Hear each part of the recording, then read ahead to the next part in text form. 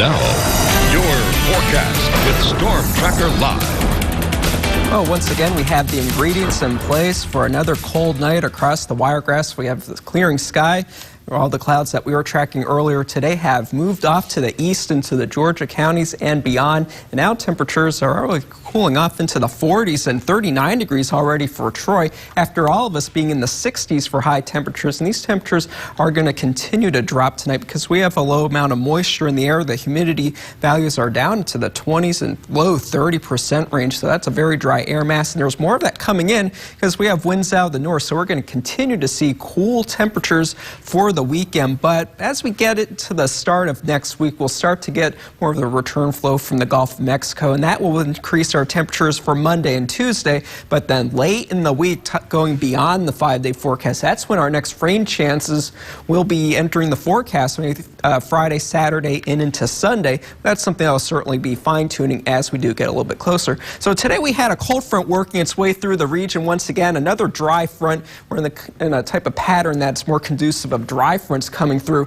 rather than getting a lot of moisture ahead of them and rainstorms. So we're going to continue to see that for the next front as well. But we do have a lot of dry air working its way in from the north thanks to high pressure. We have those winds wrapping around that. And we have another front coming in our direction for part of the weekend that is entering the picture there on Sunday. And Futurecast is indicating a few showers developing ahead of this.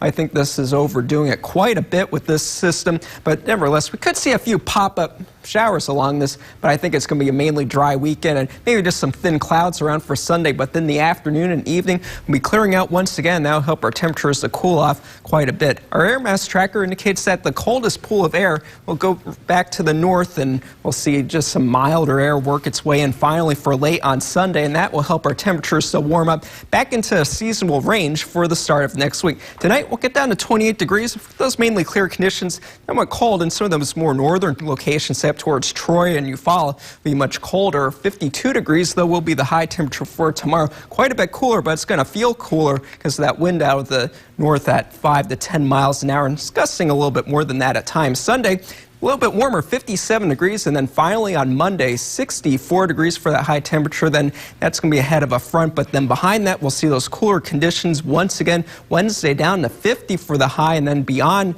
the 5-day forecast, Ken, that's when the rain chances enter the picture, possibly for next weekend.